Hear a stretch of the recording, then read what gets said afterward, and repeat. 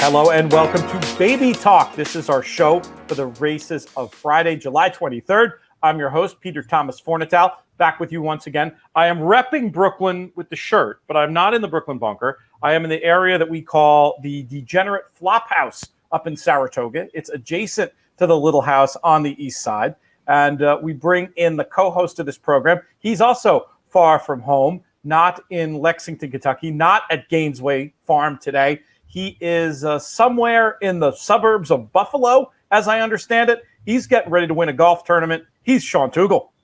Far from home, Pete, but close to birthplace. So always happy to get back here to Western New York, get myself some Zweigel's White Hots and who knows what else. But take full advantage. Probably overdo it on chicken wings and pizza while I'm here too. Let's start off, before we get into this quartet of races we're going to talk about for the Friday show, looking back a little bit at what we've seen so far in Saratoga. One thing that leaps off the page in terms of our two-year-old races is that the freshman sires, they're having an impact. Yeah, and you see this happen occasionally. You start to see the emphasis on the freshman sires, but we definitely saw that last weekend. The one horse that was close to our hearts, Wit, that we own a piece of, with Vinny Viola of St. Elias and Rapoli Stables.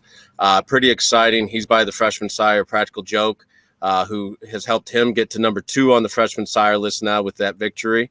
But I can't, when you see a 2-year-old kind of get to the quarter pole and then just do that effortless separation, pretty damn excited to see where we go from here. Yeah, Whit was down the road in a hurry, and even a furlong in, I was like, I could be more excited about where we are. I watched the race with a known associate of yours, man who goes by many names. Pipito is a new one I've heard for him. Pipito the Brave. Some people call him Slim, the Piper at the Gates of Dawn, the Sultan of Schenectady. I'm talking, of course, about Chris Pipito. And he was telling a story about hanging out with some of your breeding industry colleagues and talking about Wit before he ran his first race. And the comment was made by someone in the know, this is the horse that's going to make Practical Joke as a sire. And it's hard to argue with that after this performance. You got to think Wit's going to head to the Hopeful as your favorite. Yeah, fingers crossed. That'd be the game plan, is to show up there in the Hopeful. And having run across the strip there at Saratoga, and he obviously likes it. Would like to see him maybe be a little bit sharper out of the gate again, but he's just such a cool, relaxed, laid back horse. I was at the Haskell there this weekend, and Alex Felice, my coworker who selected the horse in the September sale last year, was up there to represent Gainesway in the winner's circle with his family. It was great, but it's just what, the comments you hear about him is just, both in his maiden victory at Belmont and then even at Saratoga this past weekend, is just how relaxed this horse is. Just a cool customer, kind of like, hello, wake up, you got a job to do. But, when you don't waste that extra energy and you get to just put it all into the races, the sky's the limit right now with this horse. He ran a 90 buyer, which it's one of the highest that we've seen so far this year. And you don't see too many 2-year-olds that run 90-plus buyers anyways throughout the year. So the fact that he's already there, he's already a graded stakes winner, he's out of a Medaglia d'Oro mare, you think he's going to get all the distance in the world. So fingers crossed he just stays healthy for us. Distance should be the friend, that's for sure. Let's talk a little bit more about some of the other 2-year-old stuff we've seen so far. Any particular eye catchers for you?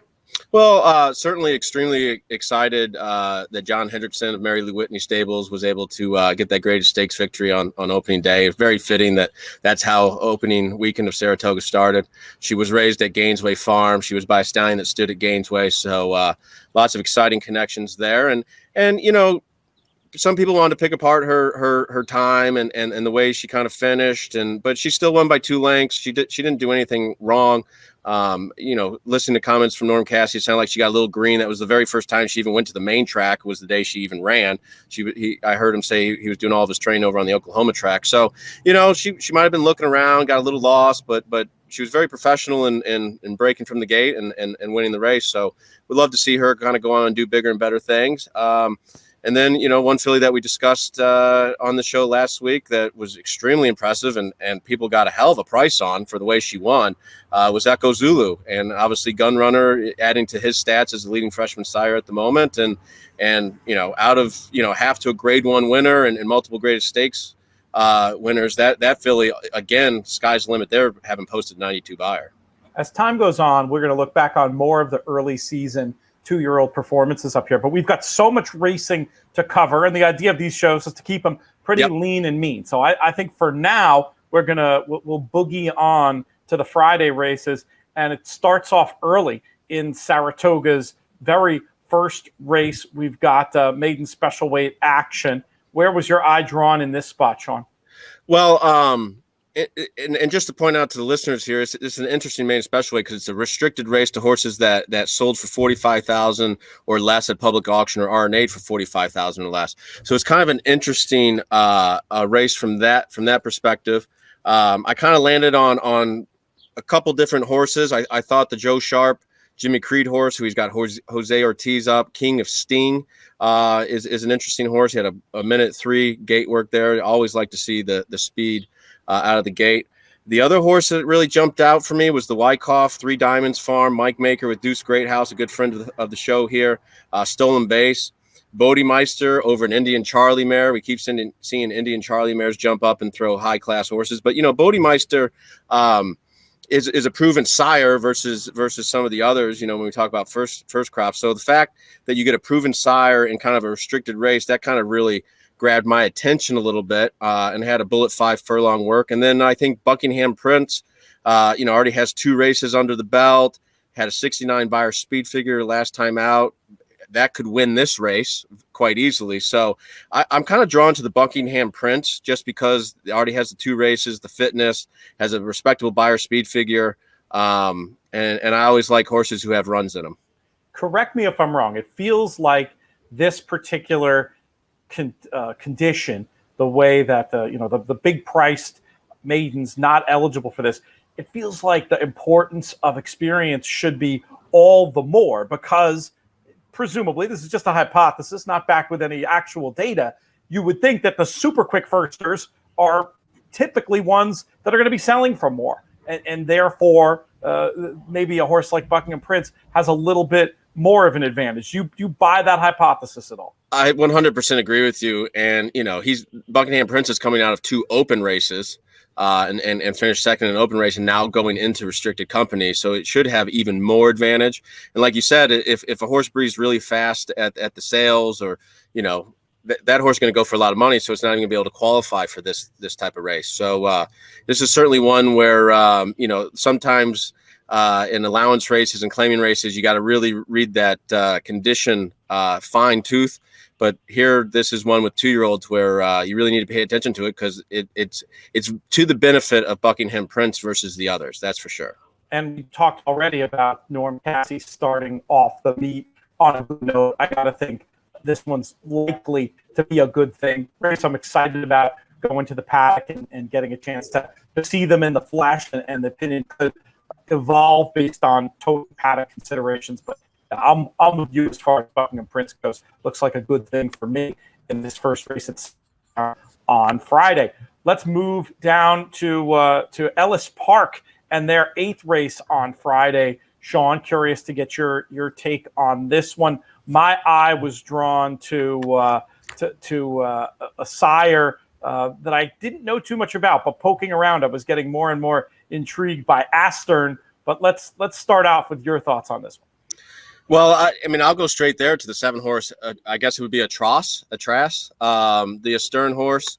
Certainly Stern is a freshman sire here. Stern was a horse that ran down in Australia, was a champion, I believe, 2-year-old down there.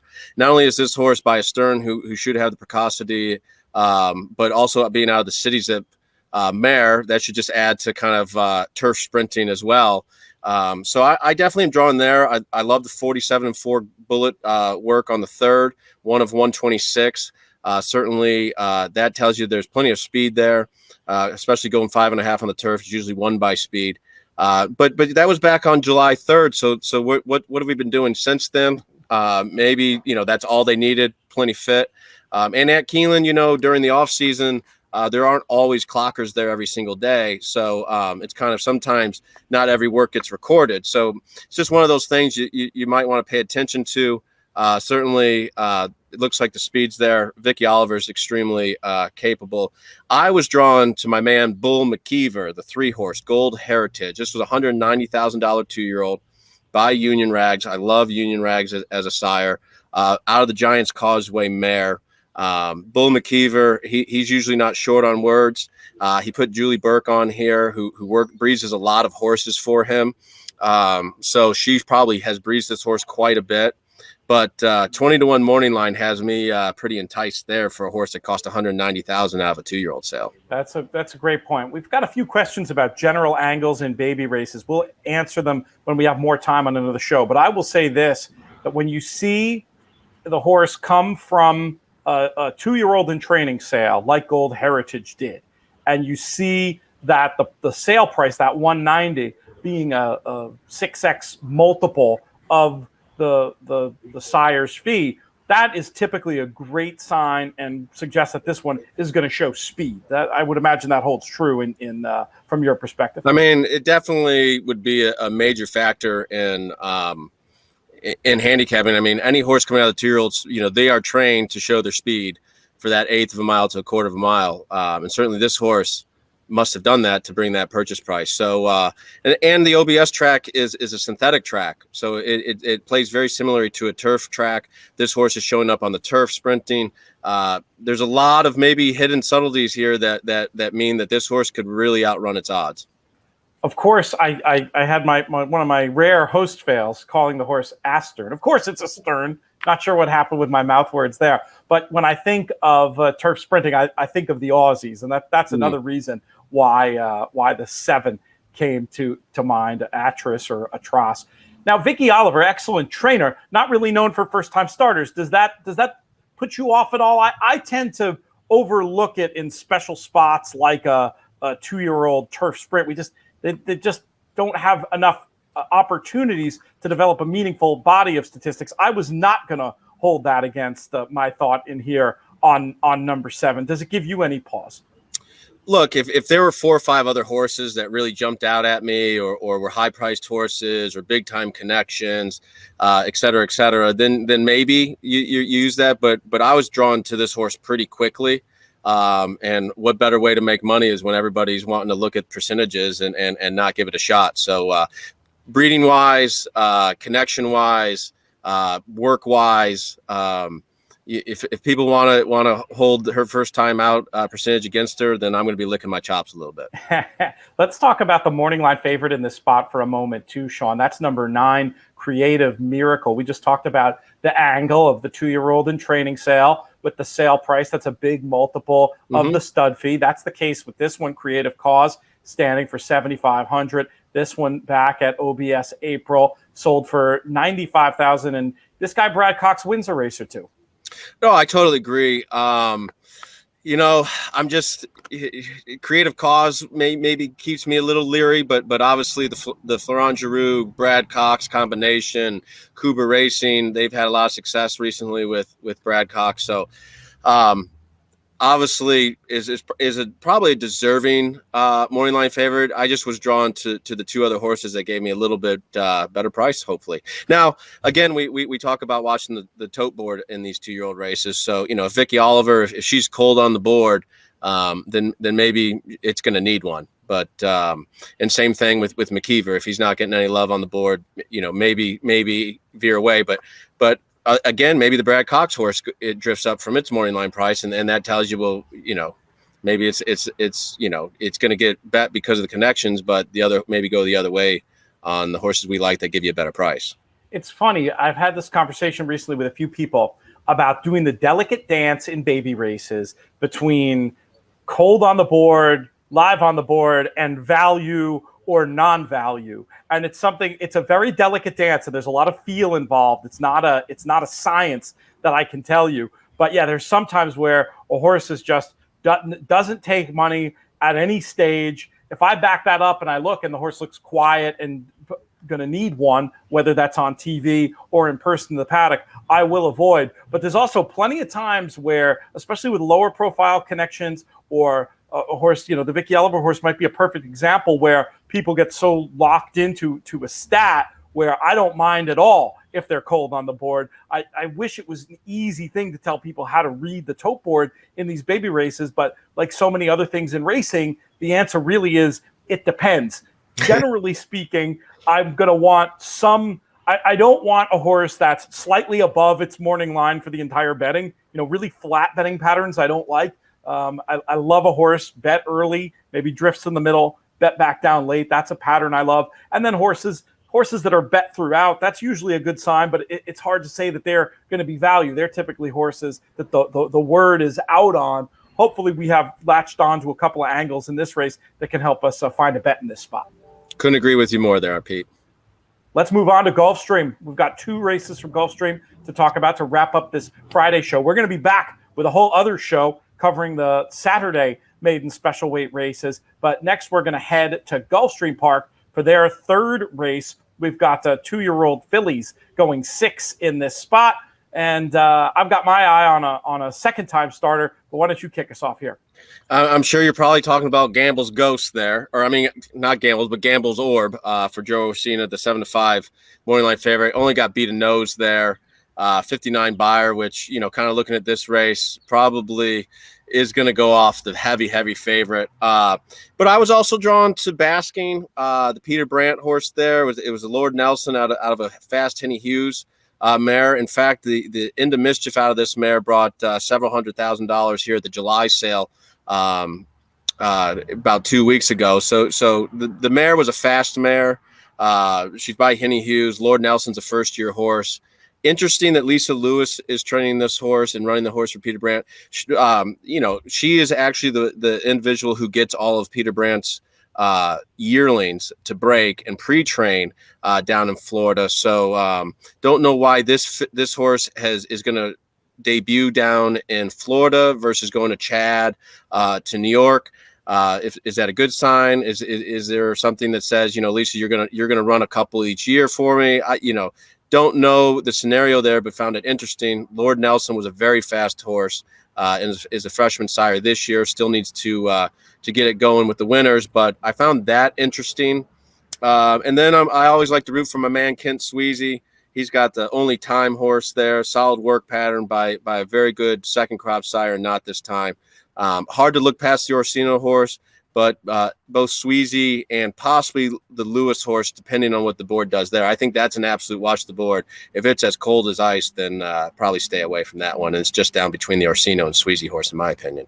That sounds about right to me as well. My little angle on Gamble's Orb, beyond what you see on the paper, I did a little digging into the Orb progeny. Really interesting to see. So Orb babies that win first out, they do not improve their figures second out. That's logical because the company gets so much tougher. That first time against winners, we talk about that so much. But the Orb babies that don't win first out, I looked at maybe 20 of them, and they all, I think it might have been 20 for 20 improved their figures. The smallest figure improvement was 3 points, and then you had some that improved their figures 20 points. But if you take that 59 figure, and even if you just add 3 to it, you're above the par to win this race at Gulfstream for 2-year-old fillies, which is a 61, I believe it said in the paper. So that was my little extra thing, why I particularly like that one. And then the Sweezy runner was the other one. I mean, the Not This Times, well documented.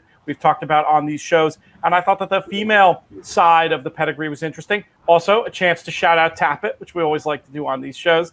The dam has had 3 winners from 5 to make it to the races. None of the 5 won first out. And then Sweezy, another trainer, despite all the success, not a huge amount of success with firsters. So a little bit of mixed signals, but I was definitely inclined to keep a strong eye on this one. And if there was a whiff of cash, or if I liked anything physically before the race, I was definitely going to use. With a trainer like Sweezy, do you think it's a case of the way that his training career has evolved? He just hasn't had that many first-time starters, or that many first-time starters with pedigrees like this?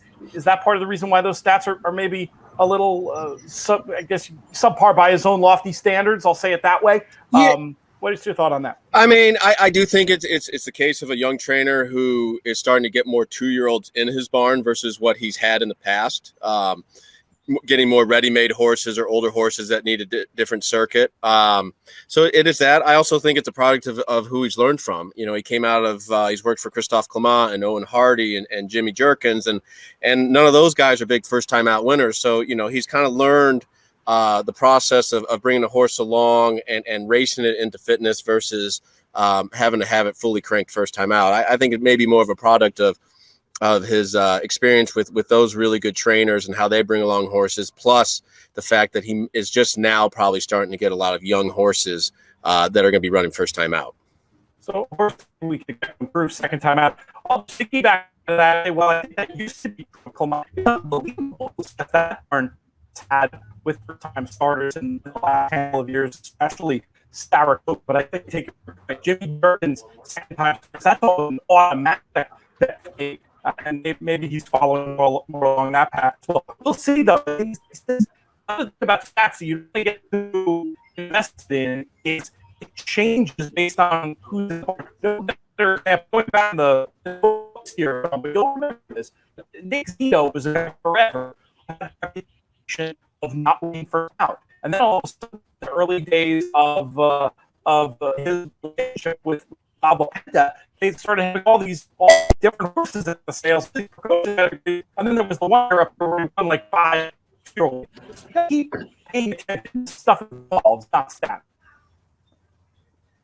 Yeah, unfortunately our connection was losing a little bit there, so I didn't hear that. I made my point. You were going to it. I just move it along. To our last race for this show, Gulfstream's 7th race on Friday, and in this spot we go to the turf. We're going 7.5 along. These 2-year-olds special weights. What is in here? I'm drawing right to the horse that has experience and is going to absolutely love getting to the turf and going 2 turns. Kitodan, the point of entry out of an AP Indy mare, stretch out around 2 turns, gets the turf, which he's bred for. He should be very dangerous there. But then I'm also drawn to the 4 horse who was beaten 19 lengths last time out. More than ready. If you read the running lines, made a little bit of a mid-move, but since that first race has had the ultimate equipment change and was gelded. So, you know, looking at it, the point of entry looks like he should be the horse that wins the race.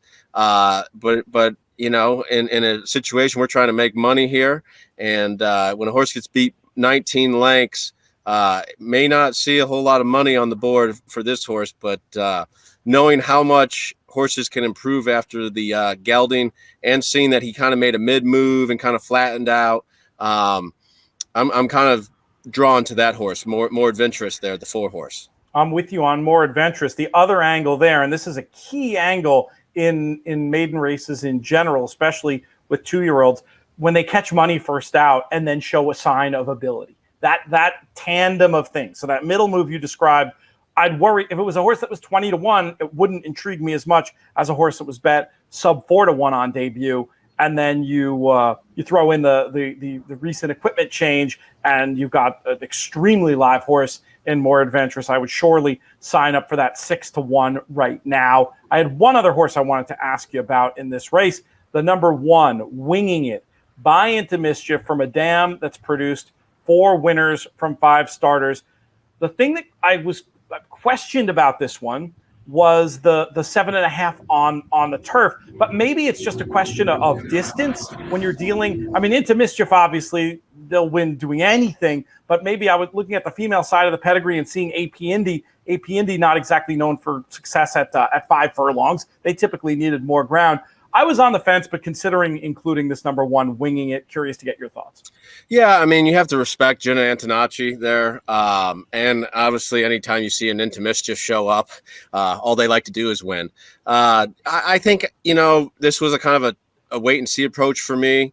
I think the point of entry, having 2 runs already and then getting on turf, is just one of those where I think that just outweighs the other thing. And then seeing a 103-2 gate work last time out, you know, maybe that tells you it's 100% a turf horse because you got tired there on the dirt, or are they going 2-turn turf because the horse just isn't that fast? Right. That's always the balancing act. You would think with this pedigree that if the horse was fast, a try on the dirt would make all the sense in the world. But I've also put myself away with that logic sometimes when it's a horse that is a very good horse, but just doesn't want to sprint, but has routes. That difference between sprint speed and route speed, that's something you gotta pay attention to. I agree. It's more of a wait and see with Winging It, and I think we've identified the other two live ones in number 4 and number 9. All right, that's it for the Friday races we were going to talk about. You got a closing thought for this show, and then folks can make sure to look for us in about whenever you're watching this, the next day, our Saturday show is going to drop. But you got anything to send us home? Just excited that Whit was able to live up to the hype and hope the hype keeps going, because if he makes it to the hopeful, it just means I get to spend more time in Saratoga. I like your logic. And sitting with me for you on Labor Day weekend has historically been a good luck charm. So I expect my invite to the gameplay accommodation. Absolutely. Good stuff. All right. For Sean Tugel, I'm Peter Thomas Fornatel. Going to thank our friends at Gainesway one more time. We're going to thank everybody out there for listening. We'll thank producer Craig for putting this show together after the fact. May the hammer drop your way.